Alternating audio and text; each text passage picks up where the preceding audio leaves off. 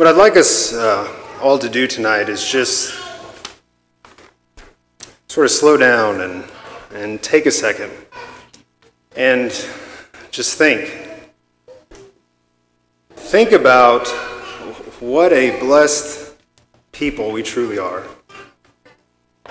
Everybody who is sitting here today has been blessed with the greatest of circumstances that this world could ever offer us.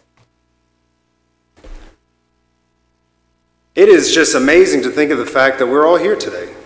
To think of the fact that we all are at a congregation who loves God, who seeks the truth, who encourages each of its members to seek the truth.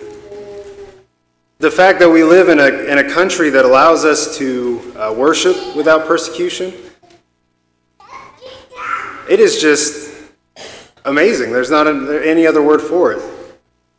I get in awe thinking about my circumstances at times. The fact that I was born in Lubbock, Texas, that I go to Milwaukee, the fact that I belong to a family that loves God and that knows the true God.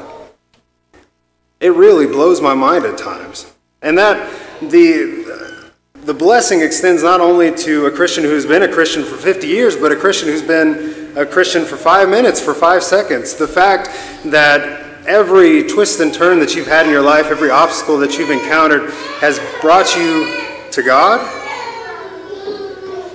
is amazing. The worth of the kingdom of heaven is described in Matthew chapter 13, starting in verse 44. The kingdom of heaven is like a treasure hidden in the field, which a man found and hid again, and from joy over it he goes and sells all that he has and buys that field. Again, the kingdom of heaven is like a merchant seeking fine pearls, and upon finding one pearl of great value, he went and sold all that he had and bought it. Now, thinking about these parables and reflecting on these two men, what I see here is that they understand the worth of the treasure that they've come upon. It is so valuable to them that they would sell everything that they have for it. And I really have to stop and ask myself at times, do I realize the value of the gift that I've been given? Do I realize the worth of the treasure that I have found? What do I think of my salvation? Do I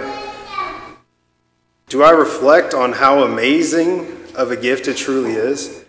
Think about the feelings that these men must be going through. These are two men that are willing to sell everything that they have for this one treasure. Think about the joy, the jubilation that they must have on finding this treasure.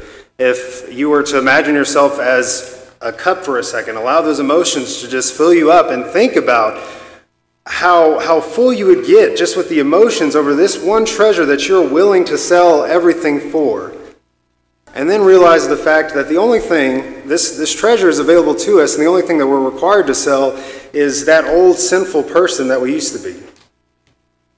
That person that was enslaved and chained by sin, that person that was dirty and we were ashamed of. And honestly, if we're truly being honest, now that we're walking in light, we realize that we really hated that person. And that's what we're required to give up. We are just eternally and richly blessed that words can't even do justice. And when thinking about what we're required to give up for this gift, the commandment is that we are to love God. And what else is required, or what is required by that love of God? Well, in 1 John 5:3, it says that the love of God is that we do his commandments. And then it goes on further to say, and his commandments are not burdensome. In 1 John chapter 5, verse 6, it says that that God is light, and in him is no darkness. If we say that we abide in him and we walk in darkness, we lie and do not practice the truth. My question is, who would want to be anything other than a child of light, a child of God? Think about how richly and eternally blessed we are. As we go forward into the week, I'd like to encourage you to think about that, to let that cup overflow, those feelings of knowing that the gift, the treasure that we have received, and share that gift with other people. I'd like to close tonight by expressing the words that John says in 1 John chapter 3 and verse 1. See how great a love the Father has bestowed on us, that we should be called children of God. Praise God. I thank you all for listening tonight. If you are here tonight and you have not accepted Christ in baptism, and you have not given up that old person, I ask again and say again, why not? And there is nothing better than being a children of God, being a child of God. If you need to, come forward tonight and be baptized while we stand and as we sing.